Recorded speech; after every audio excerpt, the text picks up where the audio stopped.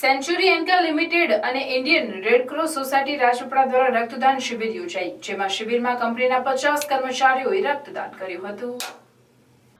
નર્મદા અને ભરૂચ જિલ્લાના આદિવાસી વિસ્તારોમાં સિકલ સેલ અને એનિમિયાના રોગના દર્દીઓ વધુ પ્રમાણમાં જણાઈ આવે છે, જેથી તેમને સૌથી વધુ લોહીની જરૂર પડતી હોય છે. ત્યારે સેન્ચુરી એન્કા લિમિટેડ કંપનીએ આ સત્યકાળનું બીડું ઉપાડેલ છે. સેન્ચુરી એન્કા લિમિટેડ ઝઘડા તાલુકાના બામલા ગામ ખાતે આવેલી કંપનીના આસિસ્ટન્ટ વાઇસ પ્રેસિડેન્ટ સંજય અગ્રવાલના નેતૃત્વમાં આદિવાસી વિસ્તારમાં રક્તદાન અંગે જાગૃતિ લાવવા ઉપરાંત લોહીની જરૂરિયાતને પહોંચી વળવા માટે સેન્ચુરી એન્કા લિમિટેડ કંપની દ્વારા સમયાંતરે રક્તદાન શિબિરનું આયોજન કરવામાં આવે છે, જેમાં મોટા પ્રમાણમાં કર્મચારીઓ રક્તદાન કરે છે.